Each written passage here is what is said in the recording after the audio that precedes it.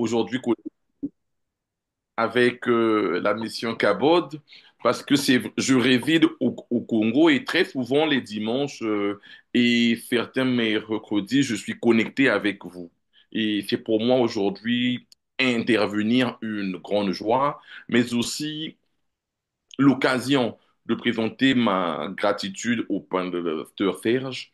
Vraiment, on converse souvent avec lui, mais au-delà d'être un homme de Dieu, je dirais que c'est un monsieur. Et il a une sagesse, il a une vie d'homme, il a une honnêteté dans le Seigneur que j'ai rarement vue. Donc pour ça, au moins, je peux dire qu'on a un bon papa.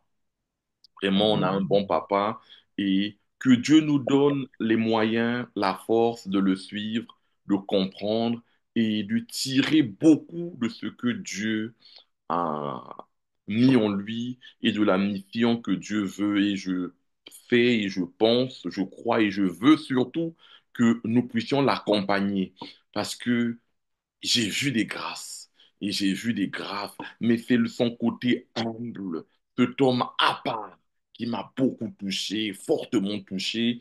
Et vous savez, l'onction, on peut la donner à tout le monde, mais marcher avec l'onction demande une humilité que j'ai rarement vue et c'est aussi pour moi l'occasion de dire merci à Dieu pour le pasteur Serge parce que c'est un don pour sa famille, pour sa femme, pour ses enfants, mais c'est surtout un don pour nous, le peuple de Dieu, qui l'aimons et le connaissons dans le domaine que Dieu l'utilise, notamment le domaine de la parole, le domaine de la résurrection.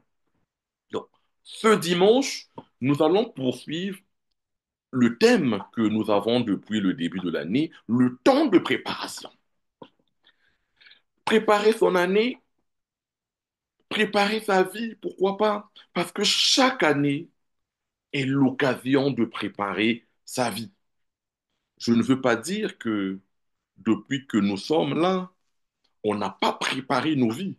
Mais chaque année est une occasion supplémentaire pour aller vers une préparation. Alors, tout le monde se prépare. Décidément, qui se prépare, qui ne se prépare pas.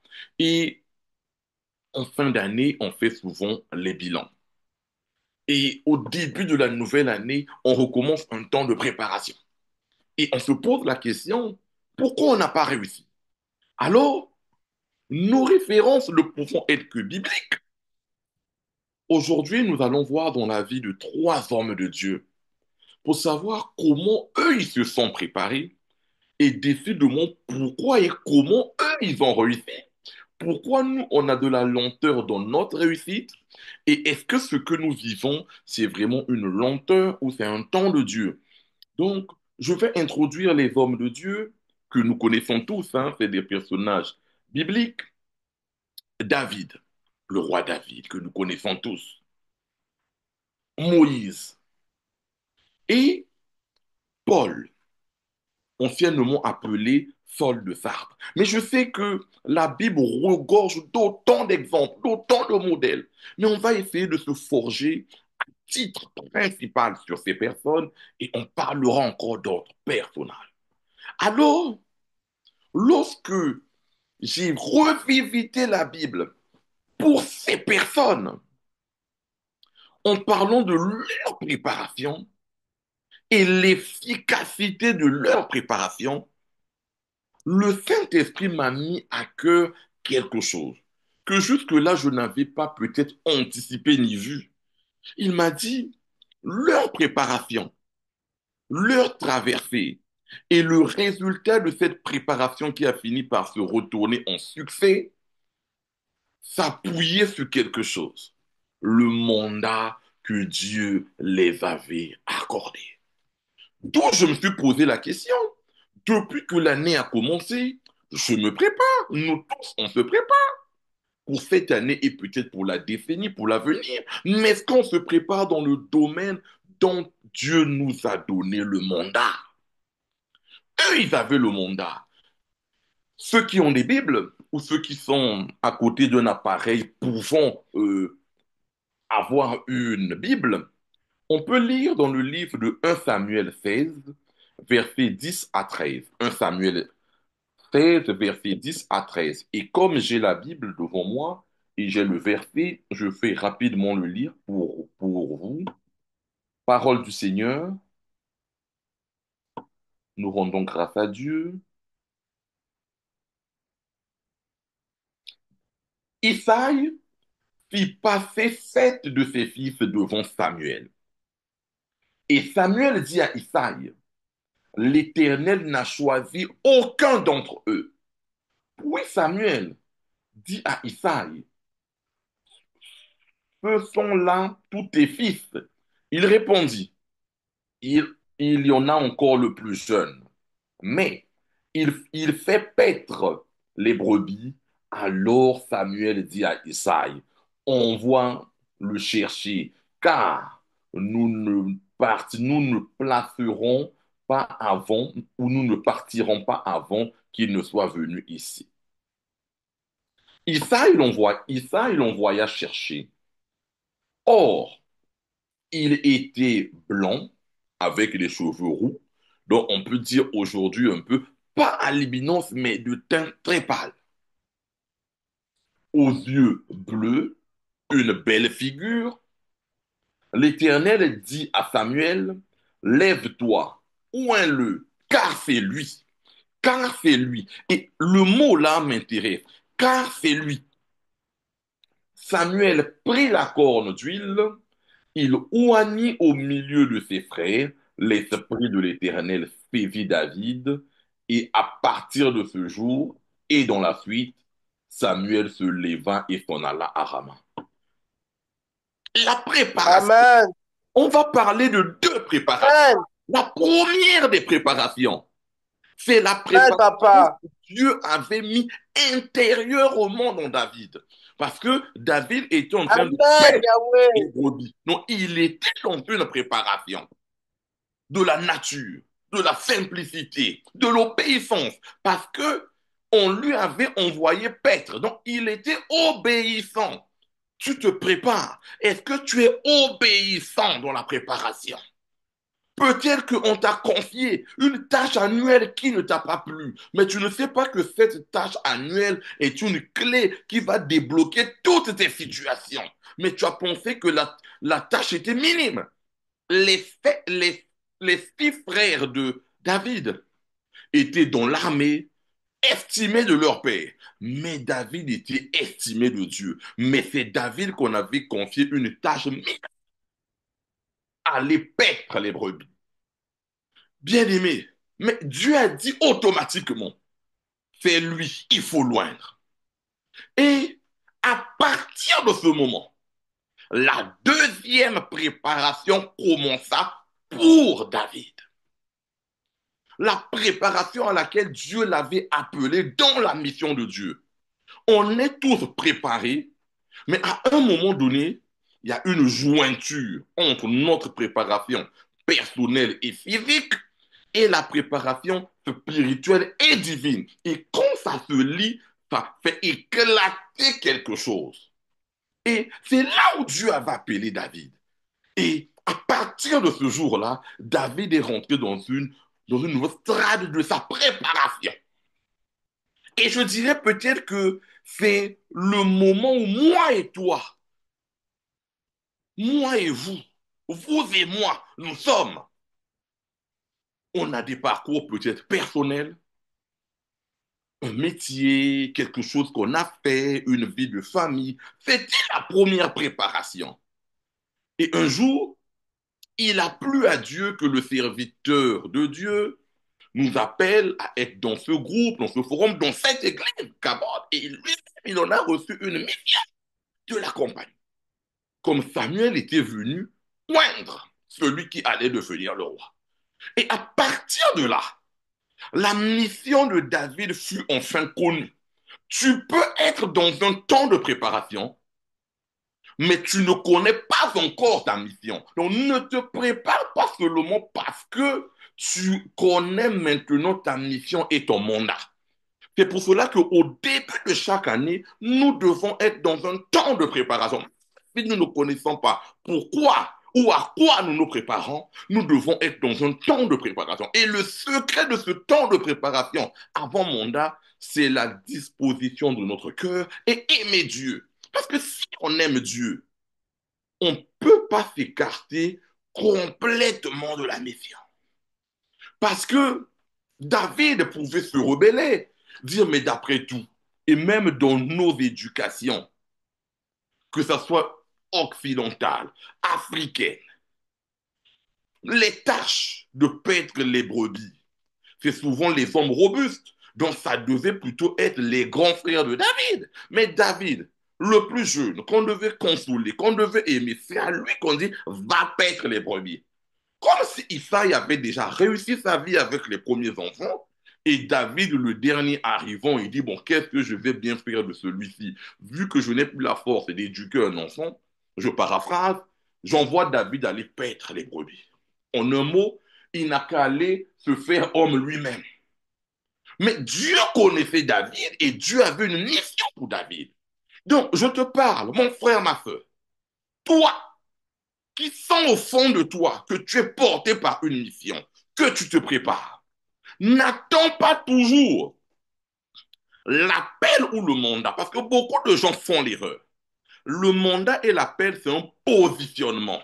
Mais tu dois te préparer à louer, à adorer le Seigneur, à être un évangéliste pour le Seigneur dans le sens pur du terme, à être un intercesseur pour être agréable et plaire à Dieu. Et nous allons voir qu'une fois l'homme David, quand il a su sa mission, ça n'a fait que renforcer David.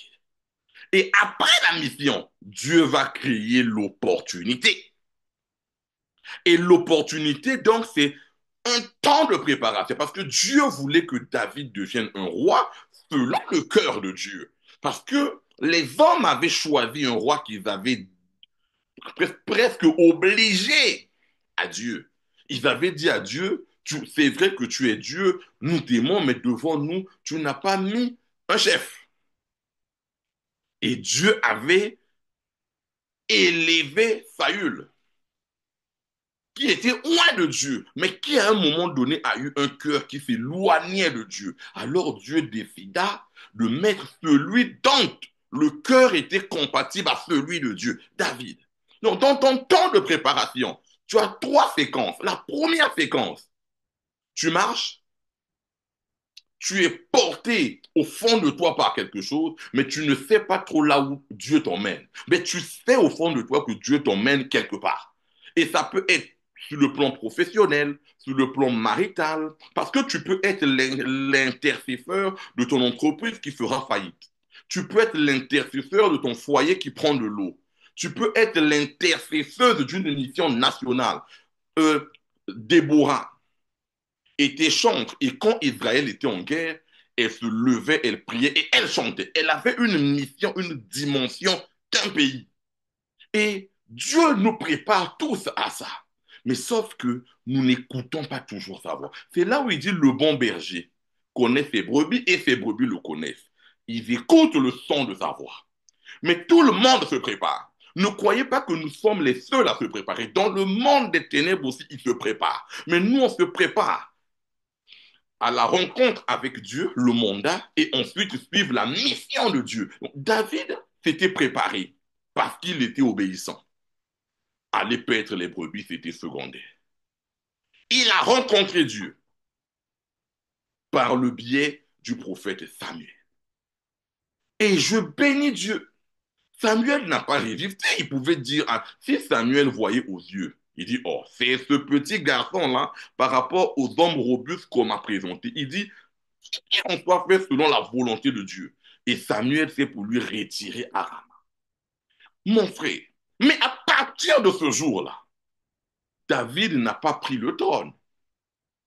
Il fait écouler au moins 19 ans. C'est peut-être la deuxième séquence de la préparation que toi tu traverses. Depuis qu'on t'appelle, depuis qu'on t'appelle évangéliste, depuis qu'on t'appelle chambre, choriste, intercesseuse, les gens parlent, mais tu ne vois pas. David, 19 ans. Et pas 19 ans à attendre. 19 ans à vivoter et à être ballotté. Pourtant, il réussira son examen de passage, le tout premier. Parce que lorsque Goliath se présenta, David saisit l'occasion. Et quand David a saisi l'occasion, David a eu un avantage et une faiblesse. L'avantage, on a connu enfin que qui était David. Beaucoup se sont souvenus que, oh, mais c'est celui qu'on était venu oindre. Mais il s'est exposé à la jalousie cachée de Saül.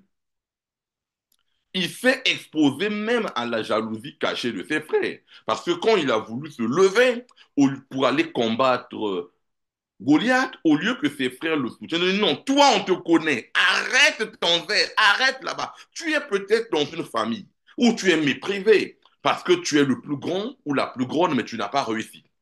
Ou tu es peut-être le Benjamin, personne ne t'écoute.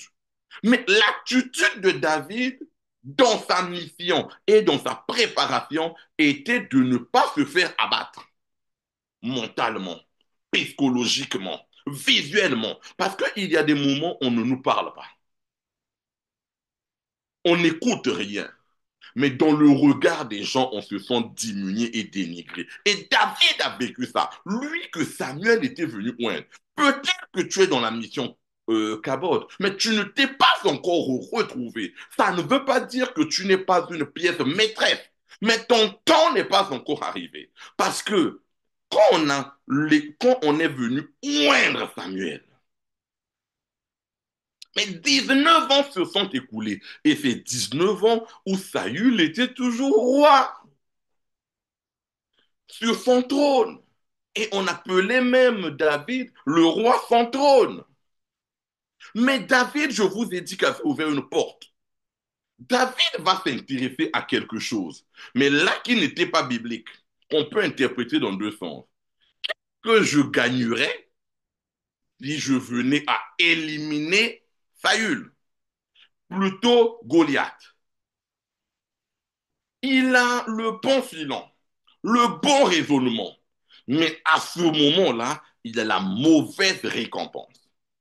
Quand il se dresse, je dis bien quand il se dresse devant Goliath, il y a un Goliath, je vais t'éliminer aujourd'hui parce que tu t'es levé contre l'Éternel, mon Dieu, et que tu as humilié Dieu, que tu as minimisé Dieu.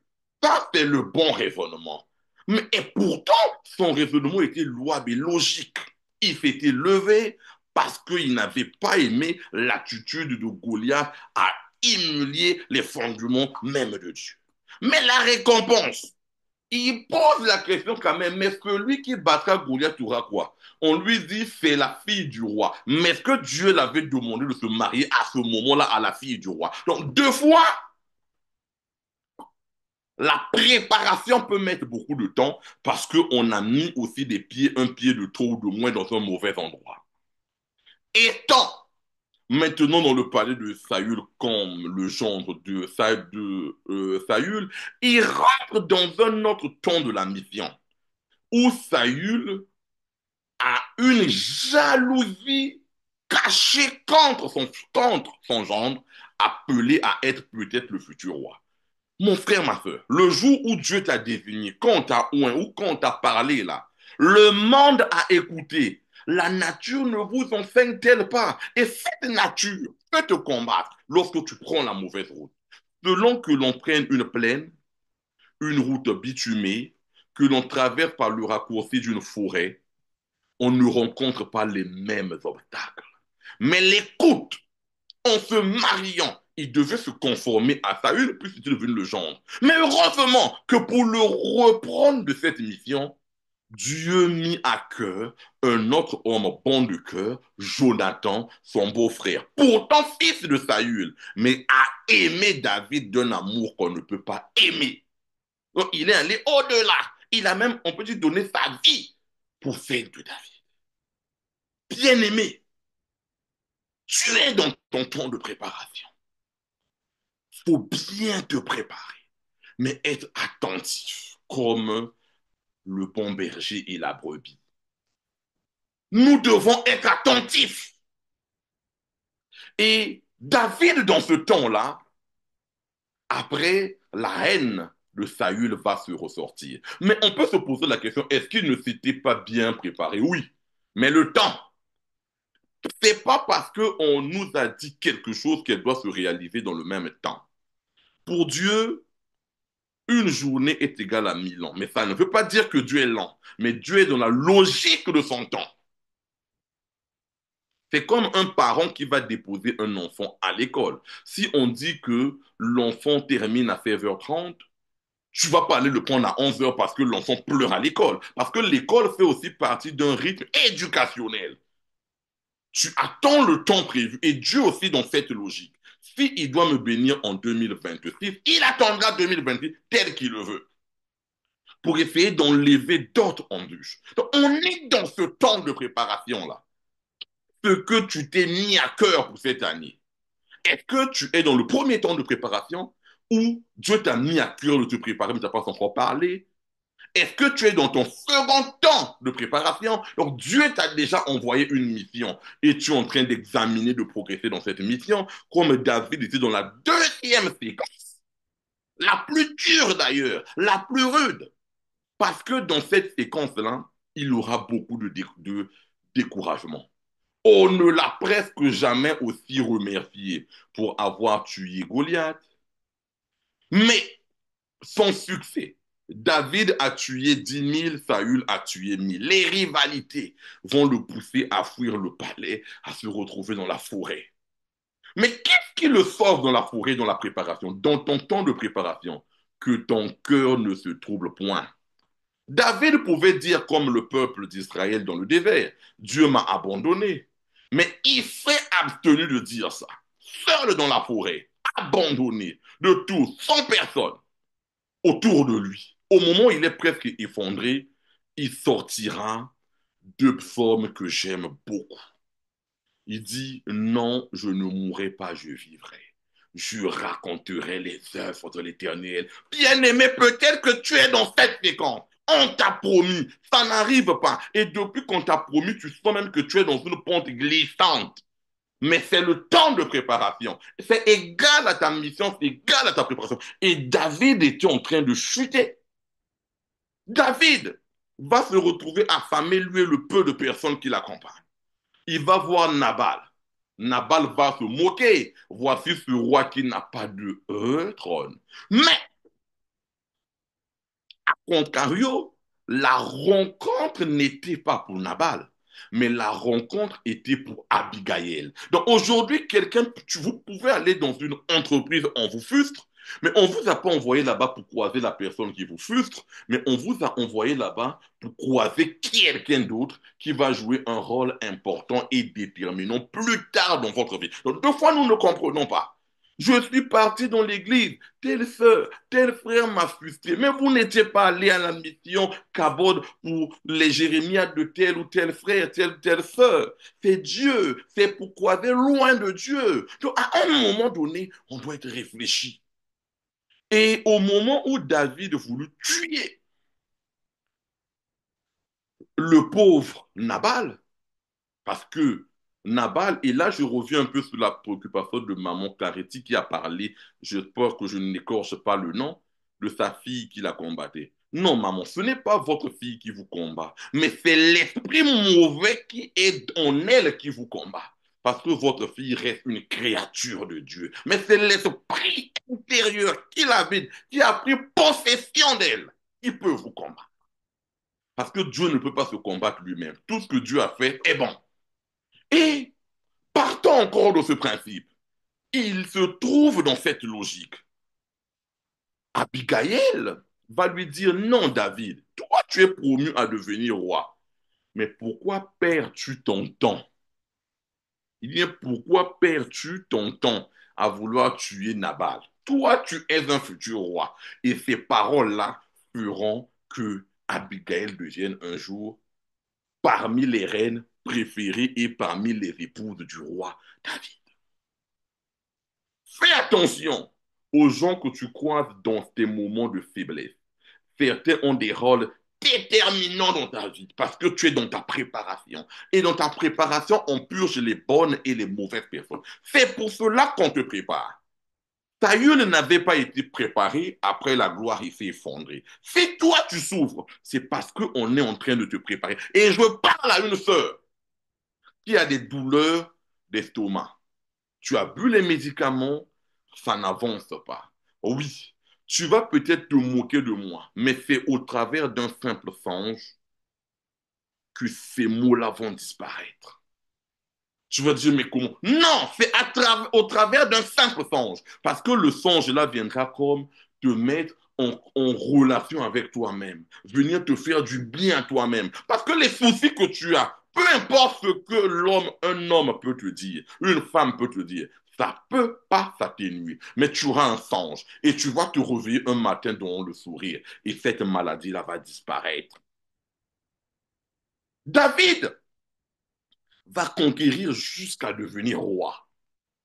Et là, il est dans un troisième temps de préparation. Et vous allez voir que nous devons faire très attention. La préparation est collective, mais elle est aussi individuelle. Parce que David devenu roi, je vous épargne le règne de David, mais à la fin de son règne, il a cru utile et bon de préparer son fils Salomon. Il dit non.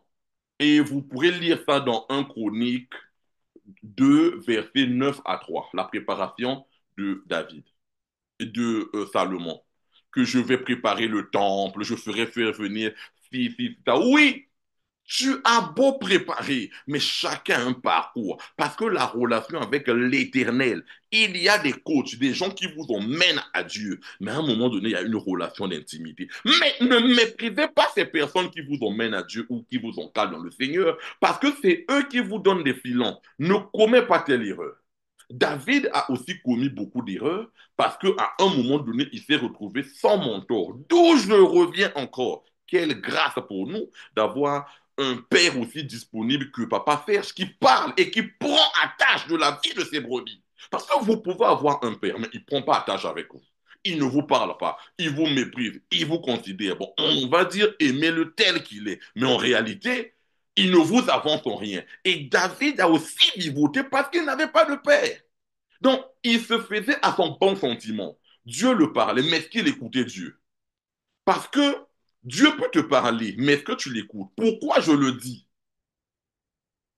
Samuel, lui-même le prophète, qui est venu oindre David, quand il s'y confié à Élie, à un moment donné, Dieu le parlait et lui pensait que Élie le parlait. Et un jour, il dit à Élie, tu m'as parlé. Élie a compris. Élie lui dit non.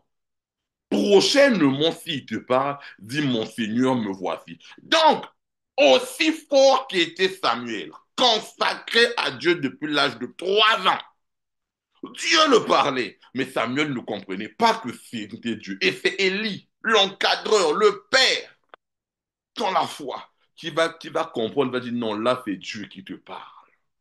Et Dieu parla à Samuel. À un moment donné, on a besoin d'un mentorat dans le Seigneur pour nous éviter les erreurs des anciens. Vous savez, à Brazzaville, j'ai causé avec Papa Serge à l'occasion d'une veillée, quand il était attristé par cette veillée. Il m'a dit, je ne veux pas que les jeunes générations puissent vivre ce que nous on a vécu. Des lieux de culte par-ci, combattus. Je veux que notre génération puisse nous, bien qu'il ne soit pas un vieillard, il a encore tout plein de vie, mais il parle de leur génération dans le Seigneur. Je veux que notre génération, nous puissions vous léguer plus d'acquis que nous sommes venus en trouver. Donc, c'est un peu ce qu'on parle de David. David est venu, il n'y avait rien. Il fallait créer quelque chose. Mais nous avons la chance d'avoir des pères qui peuvent nous enseigner, nous pousser. Nous sommes dans un temps comme la préparation. Ils peuvent nous coacher. Nous devons en profiter. Et il a voulu le faire pour Salomon. Il a fait en partie parce que Salomon sera un roi sage, mais la fin de Salomon prouve aussi qu'à un moment donné, Salomon a échoué sur sa préparation personnelle. On peut dire qu'il était un bon roi, mais l'homme Salomon lui-même, à un moment donné, s'est égaré parce qu'il n'a pas eu, on lui a trop façonné, qu'il n'a pas eu le temps de se façonner la petite portion qui lui revenait. Le temps de préparation de Moïse, vous allez aussi voir. Moïse, tirer des eaux, c'est pas ce que je veux encore vous répéter, vous rappeler. Il a vécu chez Pharaon, il a eu un temps de préparation où Pharaon a créé le général Moïse. L'homme debout, fort, qui allait de victoire en victoire, de succès en succès. Mais Dieu a compris que je ne peux pas bâtir sur un homme fort. Il a brisé Moïse. Il est allé chez les Magnanites, chez son beau-père, le père de Séphora. Et là-bas, le père de Séphora l'a pris comme un pour un petit bédouin. D'ailleurs, on l'a adoubé parce qu'il avait puisé l'eau pour Séphora et sa femme. Voyez-vous comment, de là où Dieu le prend et de là où David et Moïse s'étaient abattus. Mais c'était la préparation pour Moïse. Peu importe ce qui devait se passer là-bas, Moïse devait être sa préparation. Je te dis encore ce matin, mon frère, ma soeur, importe ce qui va se passer dans ta vie, considère ça comme un temps de préparation. Si tu pries, Dieu te connaît, il te voit. S'il ne te touche pas encore pour te bénir, pour te faire du bien, considère que c'est un temps de préparation. Et ce temps de préparation-là peut être lent, il peut être dur. Avons-nous été éprouvés plus que Shadrach, Meshach, Abednego, des jeunes gens qui avaient dit même dans la fournaise. Et moi, j'ai aimé leur phrase. Notre Dieu nous sauvera. Et combien même il ne va pas nous sauver, on mourra pour Dieu. L'amour infini pour Dieu. Mon frère, ma soeur, élève le niveau et la dimension d'amour que tu as pour Dieu. Il va modifier ta vie. Élève. Si tu aimais Dieu à 40%, même à 70%, double. Si tu es mis à 10%, mets 20 double. Parce que Dieu est Dieu. Et Moïse s'est préparé sur un petit bédouin, un magnanite, lui qui était numéro 2 du trône d'Égypte. Et quand il vient, non, Dieu dit non. Moïse, tu as eu la première préparation de Pharaon. Bien que tu sois de moi depuis ta naissance, tu as eu la préparation des magnanites.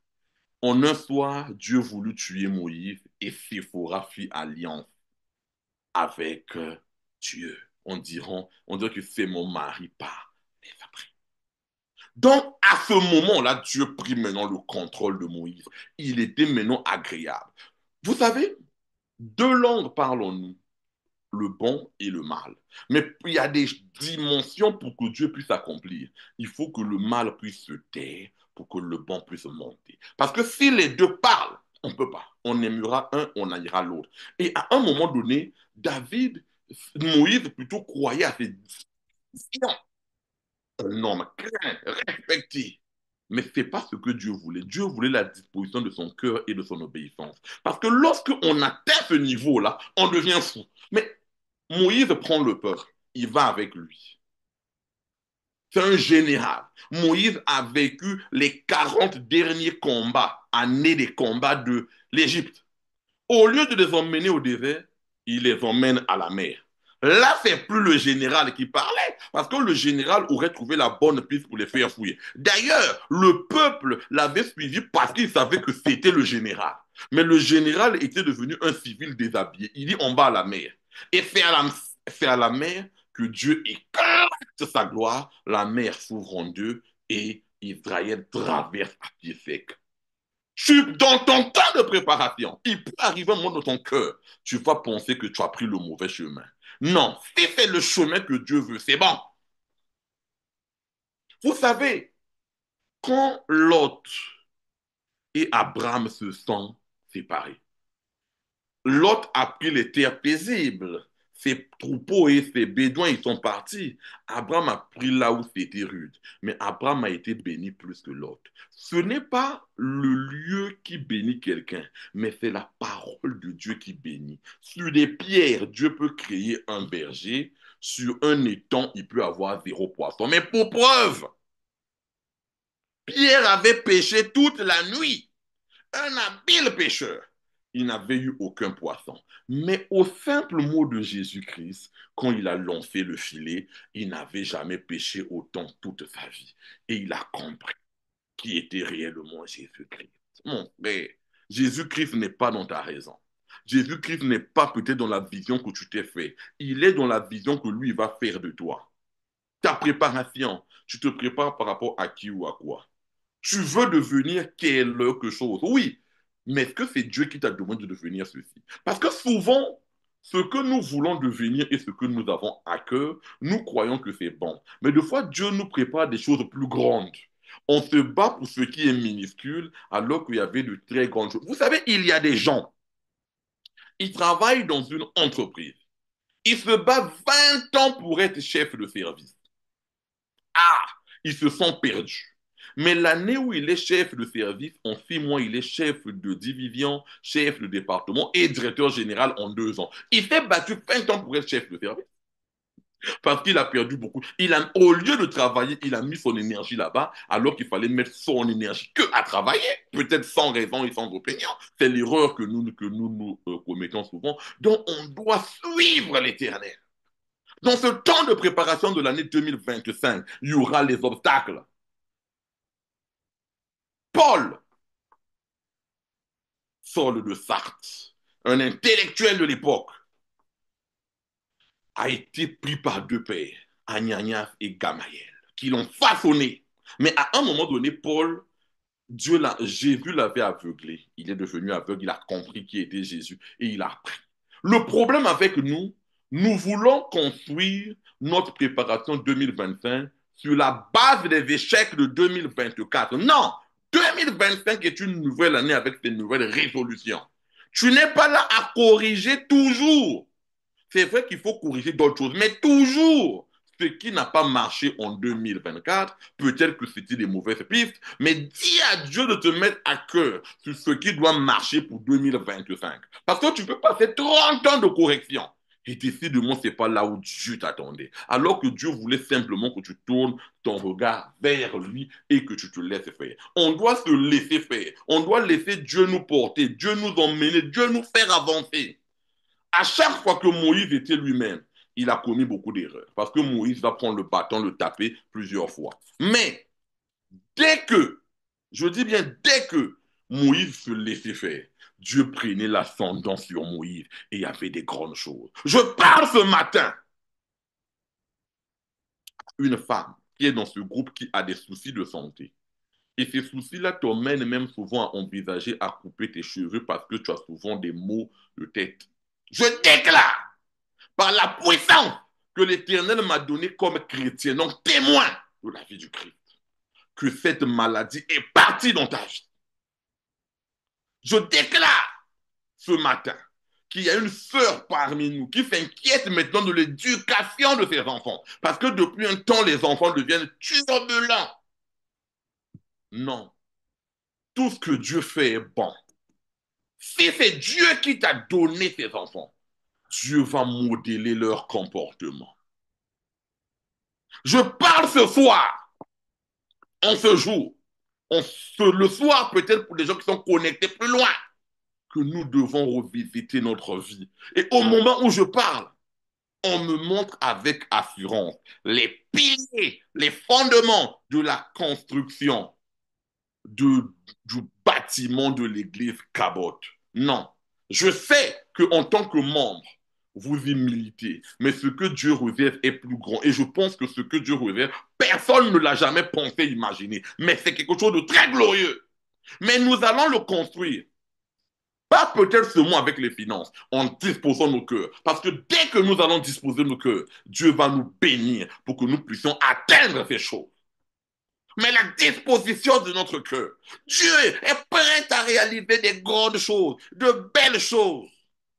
Mais la disposition de nos cœurs, s'il faut répéter les centaines de milliers d'églises, comme il y en a en France et dans le monde, pourquoi Dieu nous donnerait les moyens de construire un bâtiment? Mais si nous présentons à Dieu nos cœurs qui sont agréables à lui, Dieu voudra que ce lieu puisse être un rassemblement de nous, de plusieurs personnes qui viendront encore pour disposer leur cœur et Dieu fera des grandes choses.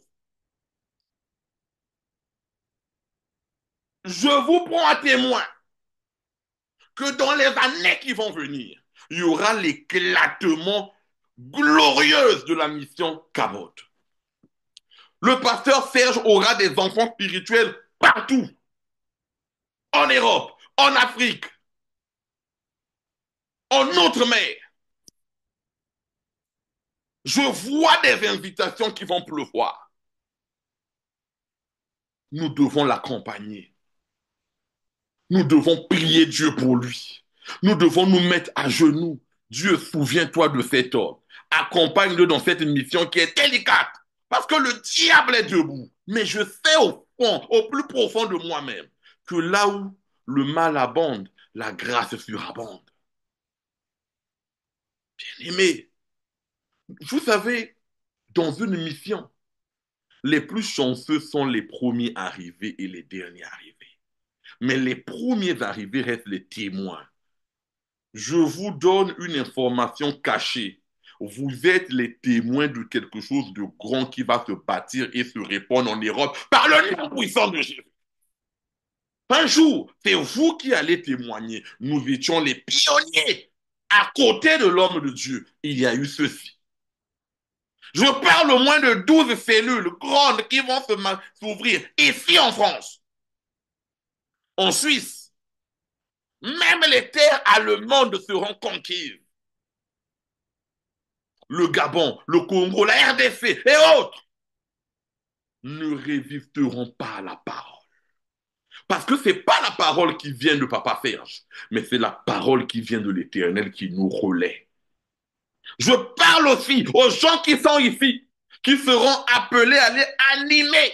Parce que vous avez une dimension de vous-même que vous n'avez pas encore vue. Mais il y a en vous des choses.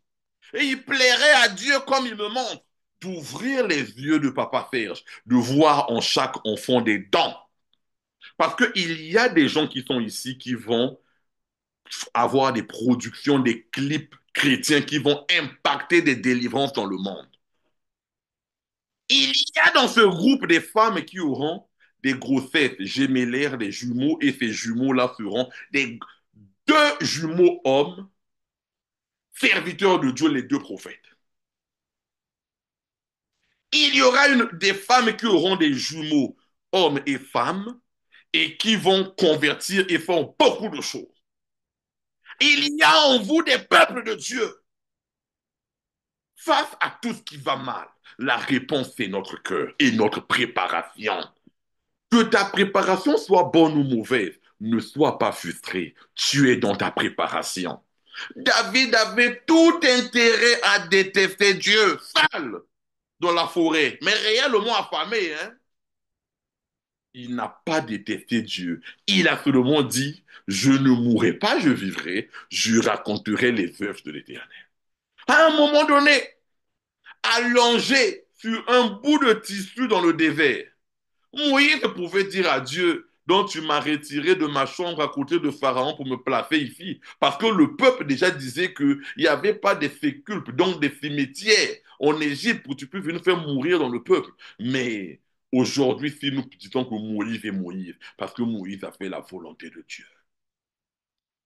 Bien aimé, vous savez, il y a eu combien de pharaons qui se sont succédés que nous ne parlons pas. Mais le pharaon règne est célèbre parce qu'il a vécu sous Moïse. Sa célébrité est tirée de Moïse. C'est pas lui croyait avoir rendu Moïse célèbre, mais c'est Moïse qui l'aura rendu célèbre. L'enfant de Dieu, on ne le rend pas célèbre, mais c'est lui qui attire la célébrité. Je parle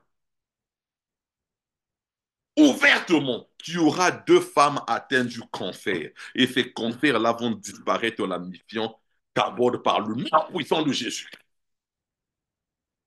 Je parle et je dis que le ministère de Papa Fer sera reconnu en Outre-mer. À un moment donné, il lui viendra même de passer beaucoup plus de temps en Outre-mer qu'en Europe continentale. Parce qu'il y a des miracles qui attendent cet homme de Dieu là-bas. Il y a des cœurs blessés qui attendent cet homme de Dieu là-bas. Profitant du temps qu'il est avec nous, 24 heures sur 24. Il y aura des moments où nous le verrons toujours, mais tout enfant spirituel, son cœur sera ici et là, réservé pour Dieu et pour les enfants. Parce que si Dieu lui met à cœur, va dans tel pays, comment résistera-t-il à l'appel de Dieu? Mais ça sera le même homme. Il ne changera pas. Mais c'est notre vision de le voir qui change. Parce que ceux qui ont lu ce que Dieu a planté est la même chose. Mais tout dépend de la façon. Si nous croyons que l'homme qu'il a placé devant nous est son serviteur, tout ce que nous avons comme mot en son contact peut partir. Mais si nous pensons que ce n'est pas ça, les choses décidément stagnent. Ton année de préparation. Je veux que 2025 puisse être pour toi une année comme pareille dans le passé, une année comme pareille dans l'avenir, une année des grandes décisions, une année où dans le sens Dieu te parle, où dans l'église on te confesse des choses qui confirment que 2025 ne soit plus une année comme les autres, mais comme l'année où le Seigneur va s'élever dans ta vie, retirer tes plâtres pour te permettre de marcher spirituellement. Une année où Dieu va te pousser à aimer tes ennemis parce que tu es devenu plus grand que tes ennemis.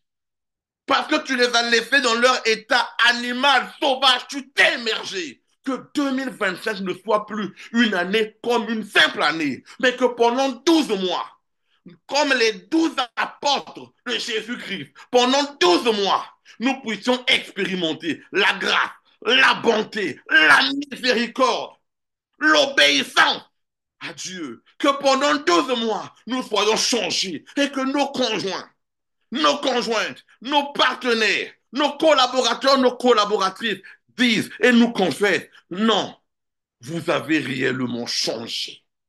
Et que nous-mêmes, nous le ressentons en disant non, nous avons réellement changé.